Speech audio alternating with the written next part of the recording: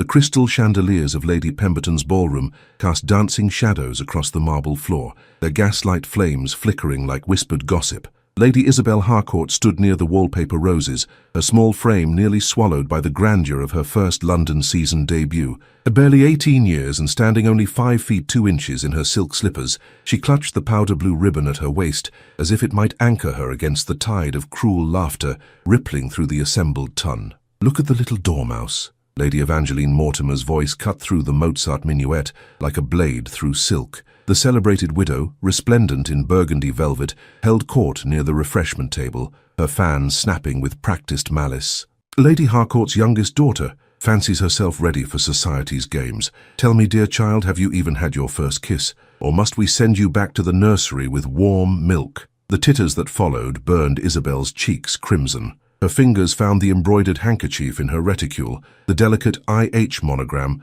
a reminder of her late mother's gentle encouragement. She had practiced for months, the proper curtsy, the appropriate responses, the art of conversation, yet here, beneath the scrutiny of London's elite, she felt herself shrinking, becoming the very child they accused her of being. "I assure you, Lady Mortimer, I am quite prepared for society," Isabel managed, her voice barely above a whisper, trembling like a sparrow's wing. "Prepared?" Another matron, Lady Blackwood, joined the sport. "My dear girl, you still possess the complexion of a schoolroom miss. What gentleman of consequence would waste his time on such innocence? Men desire women, not porcelain dolls better suited for display upon a shelf," Alexander Blackstone, Duke of Ashbourne, observed from the shadowed alcove near the terrace doors. At 40 years, widowed these past 5 winters, he had attended countless such gatherings, endured endless parades of calculating mothers and their accomplished daughters. Yet something in the young lady's quiet dignity as she weathered this social storm stirred an unfamiliar sensation in his chest, a protective fury he had not felt since his dear Catherine's passing. He watched as Isabel lifted her chin, a gesture so subtle most would miss it, yet to him it spoke volumes. Her azure eyes, bright with unshed tears, swept the room not in search of rescue but in defiance. When she spoke again, her voice carried surprising strength. "Perhaps, Lady Blackwood, there exists a gentleman who values truth over artifice, who might find refreshment in a heart that has not yet learned to deceive." The Duke set down his untouched champagne. In all his years navigating society's treacherous waters, he had encountered countless women who wielded their beauty like weapons, their experience like armor. Yet this slip of a girl, barely reaching his shoulder, faced her tormentors with a courage that put seasoned courtesans to shame. Lady Mortimer's laugh rang hollow. "How precious! She speaks of hearts and truth. Someone should inform her that this is London, not a fairy tale. Your innocence, child, is not a virtue here. It is a liability. Then perhaps, madam, the fault lies not with the innocent, but with those who have forgotten its worth." The words came from behind Isabel, deep and resonant with authority that commanded immediate silence. The Duke of Ashbourne stepped from the shadows, his imposing frame cutting through the crowd like a warship through fog, his steel-grey eyes fixed upon Lady Mortimer with an intensity that made her fan flutter nervously. "Your Grace," she breathed, dropping into a curtsy that couldn't quite hide her surprise. "We were merely educating young Lady Isabel in the ways of society." "Indeed." His voice carried the weight of barely restrained thunder. "And what lessons do you impart, Lady Mortimer? That cruelty masquerades as sophistication? That cynicism stands superior to sincerity?" He moved closer to Isabel, not quite touching, yet his presence formed an invisible shield around her diminutive form. "I find myself curious what qualifies you to judge what men of consequence might desire." The ballroom had grown quiet, dancers slowing their steps to observe this unexpected drama. Isabel found herself looking up into a face carved from granite yet somehow gentle in its regard of her. The Duke of Ashbourne, the most eligible yet unattainable man in London, stood as her champion. "Lady Isabel," he said, his tone shifting to something warmer, though still formal, "might I have the honor of this dance?" She could only nod, her voice stolen by the magnitude of the moment. As he led her onto the floor, she heard him murmur, low enough that only she could hear, "Courage, little one. Let them see that innocence paired with bravery outshines all their hollow sophistication." The orchestra began a waltz, and suddenly Isabel found herself in the arms of the most powerful man in the room, aware of every eye upon them, every whisper already beginning. She had come to her debut, expecting nothing. She had found instead a protector, whose very presence transformed mockery into reverence. 3 days had passed since the Pemberton ball, and Lady Isabel Harcourt found herself the subject of considerable speculation. The morning post brought calling cards she dare not hope for, while the afternoon brought whispers she could not escape. She sat in the morning room of her father's modest townhouse, her needlework forgotten in her lap as rain traced patterns on the window panes. "He danced with you twice," her elder sister Margaret said for the 100th time, pacing before the fireplace. "The Duke of Ashbourne, who hasn't shown interest in any lady since his wife's passing. Do you comprehend what this means?" Isabel understood too well. It meant Lady Mortimer's visits had ceased, but her influence had not. The Morning Gazette's society column had been particularly vicious that morning, its anonymous author wondering what unseemly innocence might have captured the Duke's attention, suggesting perhaps he sought a daughter rather than a bride. "It means nothing," Isabel replied softly, though her heart betrayed her with its quickened pace. His Grace was merely being kind to someone in distress. Any gentleman would have done the same. "Any gentleman did not," Margaret countered sharply. Lord Pemberton stood mere feet away and did nothing. Lord Blackwood actually laughed. Only Ashbourne acted, and now she was interrupted by their butler's discreet cough. "Lady Isabel, His Grace the Duke of Ashbourne requests an audience." The needlework tumbled from Isabel's nerveless fingers. Margaret gasped, immediately launching into a flurry of activity, adjusting Isabel's morning dress, pinching her cheeks for colour, tucking errant wisps of hair beneath her cap. But Isabel heard none of her sister's flustered instructions. Her world had narrowed to the sound of approaching footsteps, measured and certain. Alexander entered, his presence immediately dominating the modest room. He had foregone the formal attire of evening gatherings for a simple but expertly tailored black coat and grey waistcoat. Yet somehow, this more casual dress made him appear more dangerous, more real. His eyes found hers immediately, and something in their depths made her breath catch. "Lady Isabel," he bowed. "Mrs. Harcourt," he acknowledged Margaret with proper courtesy. "I trust I do not intrude upon your morning unduly." "Not at all, Your Grace," Margaret managed, dropping into a curtsy so deep Isabel feared she might topple. "We are honoured by your presence. I shall see about tea." She fled before either could respond, leaving them in a solitude that felt both improper and inevitable. For a moment, neither spoke. The fire crackled, the rain continued its percussion against glass. Then Alexander moved closer, though maintaining proper distance, and Isabel noticed he carried something in his hand, her blue ribbon, the one that had fallen during their dance. "You dropped this," he said quietly, his voice different from the commanding tone of 3 nights prior. "I thought to return it, yet I find myself reluctant to surrender it. Strange, is it not, how something so simple can carry such significance?" "Your Grace," Isabel began, but he raised a hand gently. "Please, I must speak before courage deserts me." He moved to the window, his broad shoulders tense. "I am 40 years of age, Lady Isabel. I have buried a wife, navigated society's treacherous currents, learned to armour myself against its barbs. I thought my heart likewise buried, content to remain frozen in perpetual winter." He turned to face her, and she saw vulnerability in those steel eyes that stole her breath. "Then I witnessed a young woman face society's cruelty with more genuine courage than I have seen upon any battlefield. Your innocence, which they mock, shines like a beacon in the darkness of our jaded world." Isabel rose, her small stature meaning she must tilt her head back to maintain eye contact. "Your Grace suggests that innocence has worth, yet society names it weakness. How can both truths exist? Because society mistakes cynicism for wisdom, cruelty for strength." He stepped closer, close enough that she could detect his cologne, sandalwood, and something indefinably masculine. "I have played their games for 2 decades, Lady Isabel. I have danced with accomplished women, conversed with celebrated beauties, been pursued by those who knew exactly how to deploy their charms. Yet none stirred in me what your simple honesty achieved in a single evening. I am not accomplished," Isabel whispered, her fingers finding the fabric of her skirt, twisting it nervously. "I play the pianoforte poorly, my watercolours are abysmal, and I have read far more novels than improving texts. Lady Mortimer was not entirely wrong.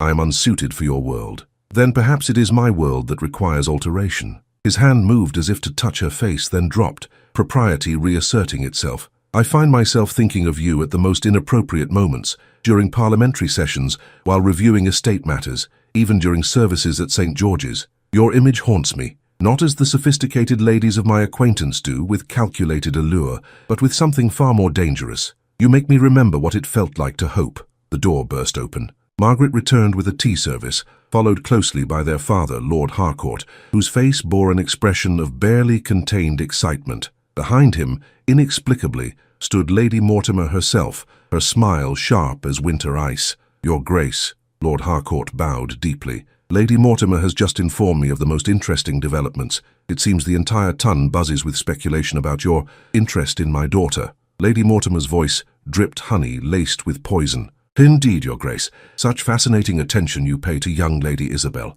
Some might wonder at your intentions towards such an inexperienced child." Alexander's jaw tightened, his transformation from vulnerable man to dangerous duke instantaneous. Yet before he could speak, Isabel stepped forward, her small form somehow filling the space with unexpected authority. "Lady Mortimer, how kind of you to concern yourself with my welfare. Though I cannot help but wonder why my inexperience troubles you so greatly when your own experience has brought you such evident solitude." The room fell silent. Lady Mortimer's face flushed. Alexander's eyes gleamed with something that might have been pride. And Isabel, standing barely 5'2" in her morning slippers, had just declared war on one of society's most formidable women. The Chancellor's grand ball arrived with all the pomp London society could muster. Carlton House blazed with the light of 1,000 candles, its gilt mirrors reflecting the cream of the ton in their finest plumage. Isabel entered on her father's arm, wearing a gown of ivory muslin embroidered with seed pearls,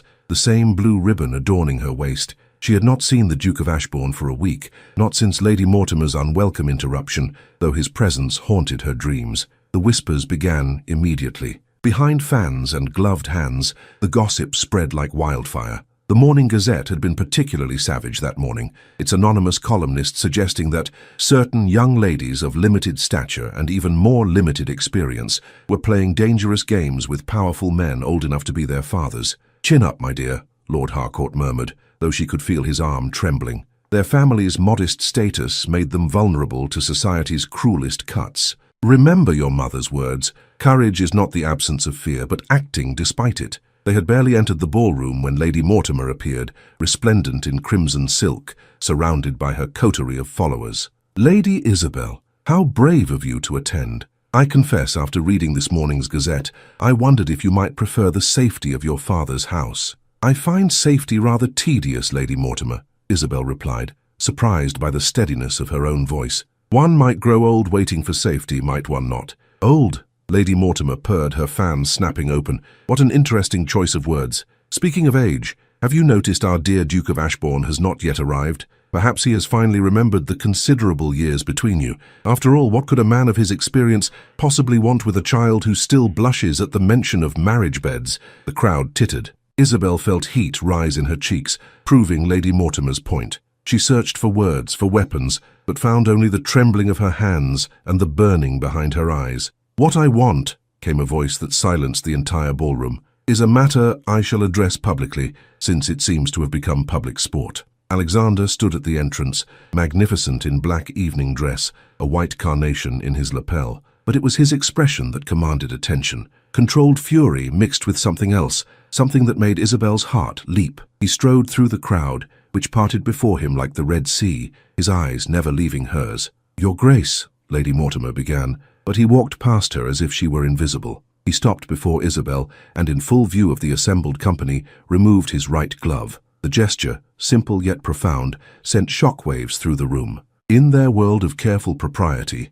such an action declared intent more clearly than any words. "Lady Isabel Harcourt," he said, his voice carrying to every corner of the now silent ballroom. "I have lived 4 decades upon this earth. I have known love and loss, joy and sorrow. I have danced with duchesses, conversed with queens, been pursued by women of great beauty and accomplishment." He took her hand in his bare one, the contact electric. "Yet none have moved me as you have with your simple truth, your quiet courage, your refusal to let this glittering world tarnish your gentle spirit." "Your Grace," Isabel whispered, aware that tears were streaming down her face, caring not at all who saw them. "They call you too young, too innocent, too small to matter in our grand society." His voice rose, addressing the room, while his eyes remained locked on hers. "I call you magnificent. I call you brave. I call you exactly what my frozen heart required to remember how to beat." He went down on one knee, gasps echoing through the ballroom. "I call you, if you will have me, my future Duchess."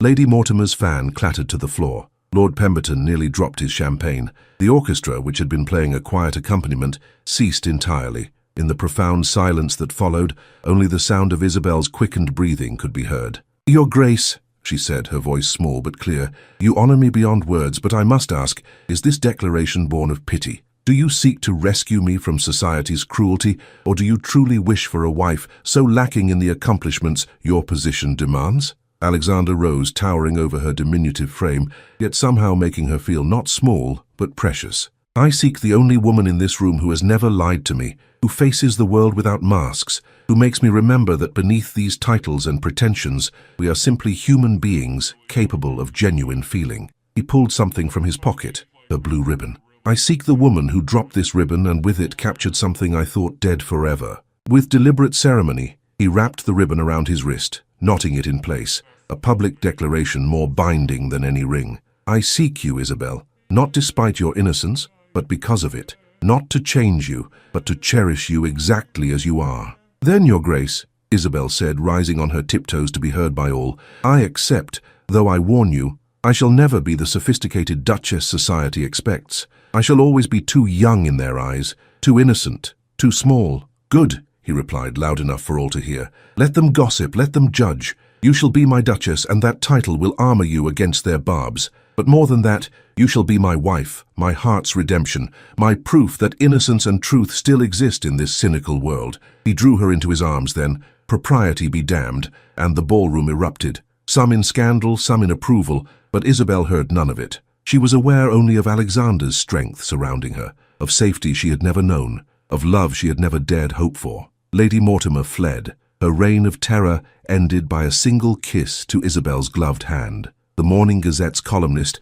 would have much to write about tomorrow, but tonight in the glittering ballroom of Carlton House, a duke had chosen innocence over experience, truth over artifice, and a small young woman over all the sophisticated beauties of the ton. The wedding of the Duke of Ashbourne to Lady Isabel Harcourt took place 6 weeks later at St. George's, Hanover Square. Despite the whispers that had followed their engagement, the church overflowed with the curious, the envious, and the genuinely well-wishing. Isabel stood before the altar in her mother's wedding gown, cleverly altered to fit her petite frame, the famous blue ribbon now incorporated into her bouquet of white roses and baby's breath. Alexander waited for her at the altar, his appearance causing several ladies to sigh audibly. At 40, he remained devastatingly handsome, but it was the way he looked at his bride, with undisguised adoration and wonder, that truly captured hearts. When Isabel reached him, he bent low to whisper, "Courage, my little one. After today, none shall dare mock what I have claimed as precious."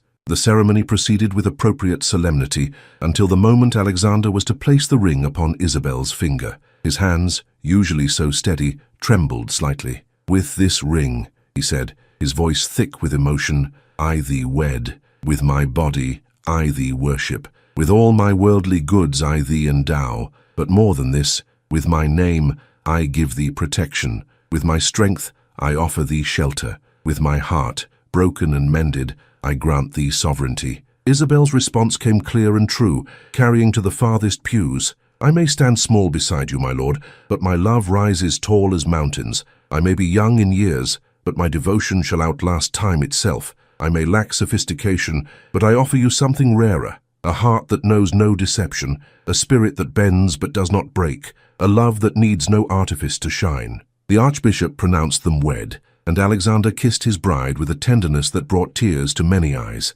As they turned to face the congregation, now as Duke and Duchess of Ashbourne, the reaction was immediate and overwhelming. The very ton that had mocked Isabel now curtsied to her. Lady Blackwood, who had compared her to a schoolroom miss, now addressed her as Your Grace, with barely concealed chagrin. The wedding breakfast at Ashbourne House showcased the Duke's wealth and status, but also his devotion. He had ensured every detail reflected Isabel's preferences, from the lavender arrangements she loved to the simple English fare she preferred over French delicacies. He never left her side, his hand frequently finding hers, as if to reassure himself she was real. "You have caused quite the revolution, Your Grace," Lady Jersey, one of Almac's patronesses, observed during the reception. "Young ladies throughout London now affect innocence, hoping to capture their own duke." "Then they have missed the point entirely," Alexander replied, his arm around Isabel's waist. "Innocence cannot be affected. It simply is, or is not. My Duchess never tried to capture me.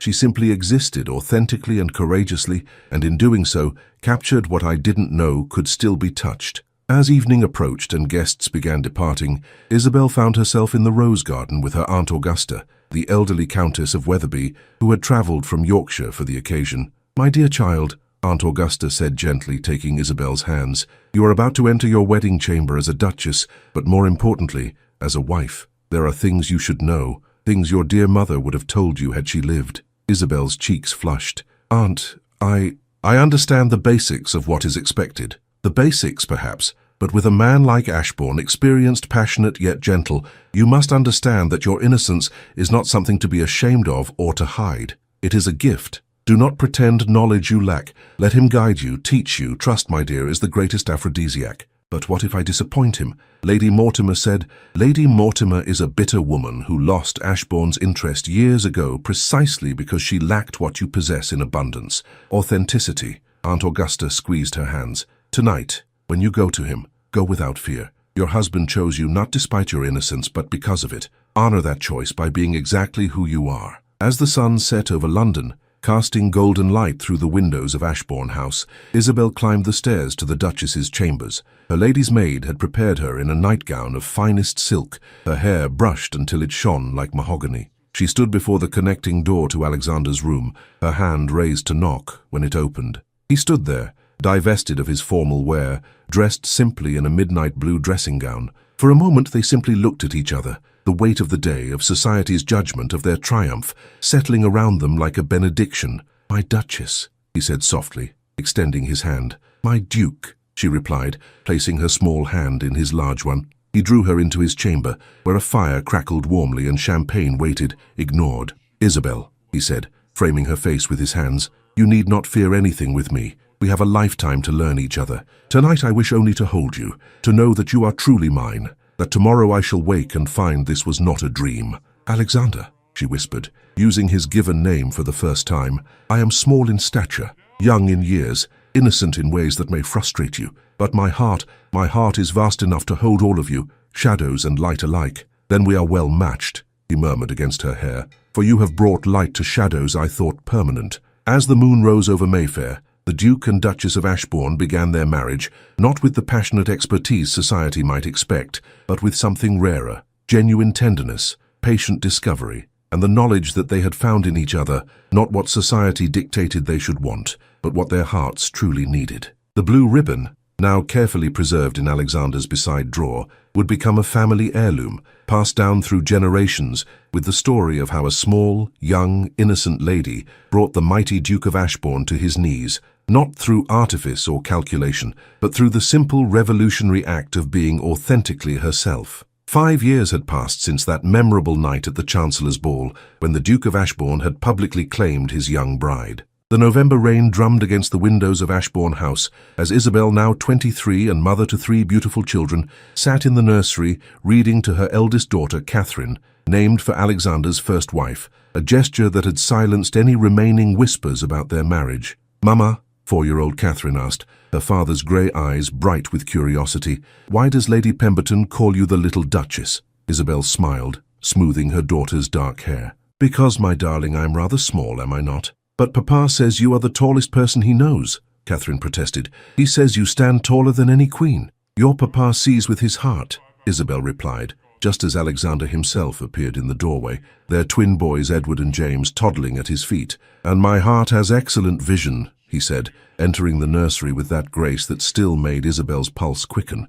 5 years had added distinguished silver to his temples, but his devotion to her had only deepened. "Lady Pemberton may call you little, but she curtsies lowest to you of all the duchesses." It was true. The same society that had once mocked Isabel's youth and innocence now sought her favour. Her genuine nature, which they had scorned, had become the new fashion. Young ladies attempted to emulate her simple style, her quiet dignity, her authentic manner, though, as Lady Jersey had predicted, affecting innocence proved impossible. "Tell us the story, Papa," Edward demanded, climbing onto Alexander's lap. "The story of the ribbon." "Again?" Alexander laughed, but his eyes found Isabel's, warm with memory. "Very well. Once upon a time there was a young lady who went to her first ball." As he told the story, now family legend, Isabel watched him with their children, marveling at the journey. Lady Mortimer had long since retreated to the countryside, her influence shattered. The Morning Gazette now praised the Duchess of Ashbourne's refreshing authenticity, her charitable works, her devotion to family.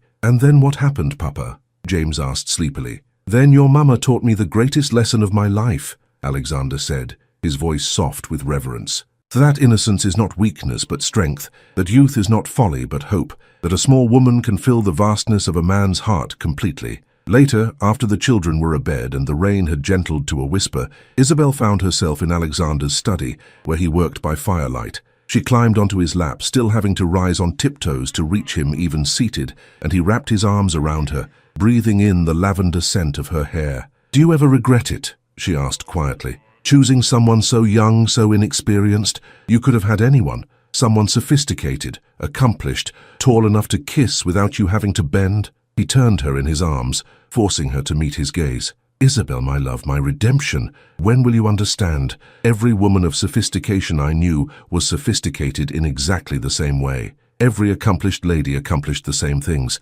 But you were unprecedented. You were honest when honesty was mocked. You were brave when bravery meant standing alone. You were yourself when everyone told you to be someone else. I am still small," she said with a smile, "still young by society's standards, still innocent in so many ways." "Good," he replied firmly. "You saved me not by changing, but by remaining exactly who you were. That first night, when they mocked you for being too young for passion, they could not have been more wrong. You taught me that true passion isn't about experience or sophistication. It's about the courage to love without reservation, to trust without condition, to give oneself completely without artifice." He retrieved something from his desk drawer, the blue ribbon, carefully preserved. "This ribbon fell from your dress that first night. I picked it up, intending to return it. Instead, I kept it, carried it, stared at it during long nights when I wondered if I was too old, too jaded, too broken for you. It reminded me that sometimes the smallest things carry the greatest power." "Like me?"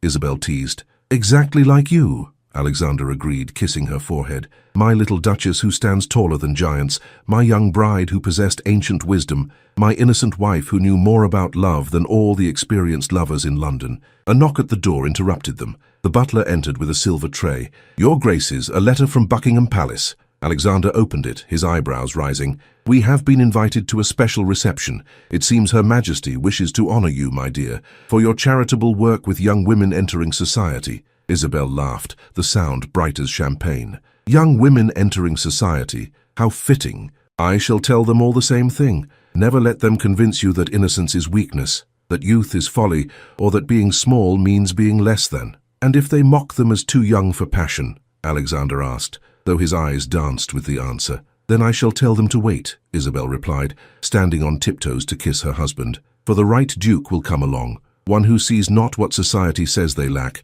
but what their honest hearts possess in abundance." As the fire crackled and the rain continued its gentle percussion, the Duke and Duchess of Ashbourne held each other in perfect contentment. Somewhere in London, young ladies prepared for balls, wondering if they were pretty enough, accomplished enough, sophisticated enough. But in Ashbourne House, a small woman and a powerful man had long ago learned the truth, that love wants not perfection, but authenticity, not experience, but trust, not sophistication, but the simple, revolutionary courage to be oneself. The blue ribbon remained in its place of honor, a reminder that the smallest things, a fallen ribbon, a young woman's tears, a duke's unprecedented choice, could change the course of lives, could silence mockers, could prove that innocence, far from being too young for passion, was perhaps passion's purest form. What touched you most or surprised you in this story? Would you like to hear more tales of unexpected love, triumphing over society's rigid rules? If this Victorian romance stirred your heart, please like, subscribe, and share with others who believe in the power of authentic love. Thank you for spending these precious moments in the world of the Duke and Duchess of Ashbourne. Another equally moving story awaits you on your screen. Let the manor doors open once again.